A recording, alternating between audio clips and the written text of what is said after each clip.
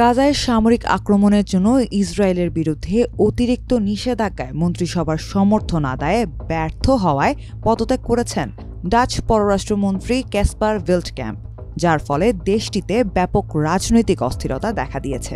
কাতার ভিত্তিক সংবাদ মাধ্যম আল জাজিরা এই তথ্য নিশ্চিত করেছে। 22 আগস্ট মধ্য ডানপন্থী নিউ সোশ্যাল কন্ট্রাক্ট পার্টির সদস্য ক্যাসপার ভেল্টক্যাম্প গাজায় ইসরায়েলি হামলা ও পশ্চিম তীরে বসতি সম্প্রসারণের কারণে ইসরায়েলের বিরুদ্ধে কড়া পদক্ষেপ নিতে চেয়েছিলেন, কিন্তু এই কাজে তারই সহকর্মীদের বিরোধিতার মুখে পড়েন তিনি। ভেল্টক্যাম্প ইসরায়েলের দুই কট্টর ডানপন্থী মন্ত্রী বেজালেল স্মোট্রিচ ও ইতামার ভেনগাভেরের উপর ভ্রমণ নিষেধাজ্ঞা আরোপ করেছিলেন।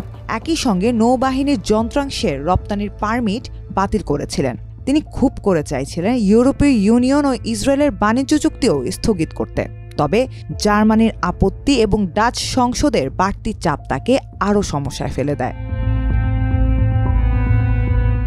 ক্যাসপার ভেল্টক্যাম্পের পদত্যাগের ফলে নেদারল্যান্ডস আপাতত পররাষ্ট্রমন্ত্রী ছাড়া থাকবে, কারণ ইউরোপীয় ইউনিয়ন ইউক্রেনের জন্য নিরাপত্তার নিশ্চয়তা নিয়ে কাজ করছে এবং শুল্ক নিয়ে মার্কিন যুক্তরাষ্ট্রের সাথে আলোচনা চালিয়ে যাচ্ছে।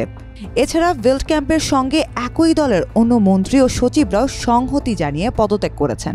এ অবস্থায় ডাচ সরকার কার্যত একটি তত্ত্বাবধায়ক সরকার হিসেবে নির্বাচনের আগ পর্যন্ত দায়িত্ব পালন করবে।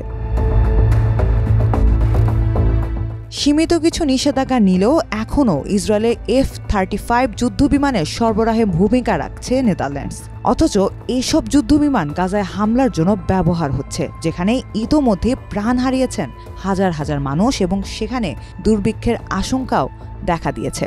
ডাচ সরকার আন্তর্জাতিকভাবে পশ্চিম তীরে বসতি সম্প্রসারণের নিন্দা জানালেও ভেল্টক্যাম্পের মতো কঠোর অবস্থান নিতে পারেনি। তাই শেষ পর্যন্ত পদত্যাগই ভেল্টক্যাম্পের একমাত্র পথ হয়ে দাঁড়িয়েছে।